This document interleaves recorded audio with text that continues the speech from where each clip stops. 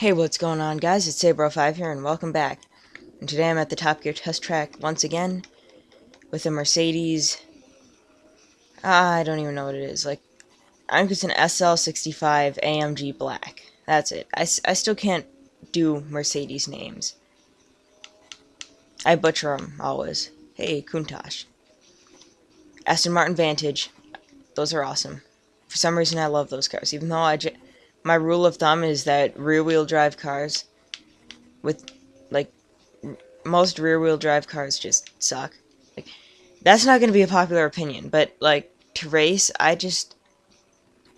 I'm more of a fan of cars like the Audi R8, where they have a really good split between some front-wheel drive.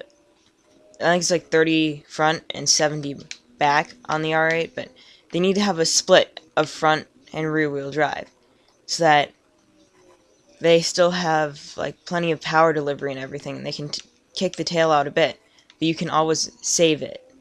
It's what I like about cars like the R8, or actually most Lamborghinis now, too. Cars that just have way too much power, and they're, if a car has more than 500 horsepower, it should not be rear-wheel drive only. I mean, it shouldn't be front-wheel drive, obviously, but it should have 4 wheels to deliver the power and manage the power, instead of 2 if it has more than 500 horsepower, because 2 wheels is just not going to handle it.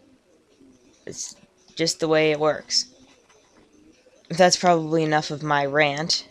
A 129, that's actually a really good lap time, especially for, like I say, a rear-wheel drive car. I'm not very good at getting them around corners, but it seems to be working very well here. Brake, brake, brake. Okay. Yeah, this car seems to be managing its power pretty well for a rear-wheel drive, even though it's the most powerful of the Mercedes that I've driven yet. It's also the most manageable, weirdly. I seem to be able to get it turning slightly without spinning, which is what all the other ones did. Of course, my test of a car is if it can hit 100 on that straight. I believe it hit 108.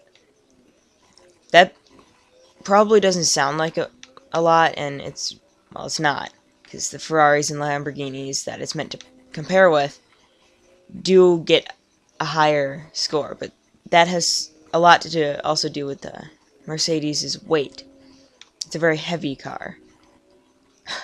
One complaint I do have is it looks very comical with those flared wheel arches. Oh my god. Look at the positive camber and everything. Oh, it looks stupid. Oh, and I'm spinning it. Every Mercedes I've driven so far spins at least once. And it made it so close. What a shame.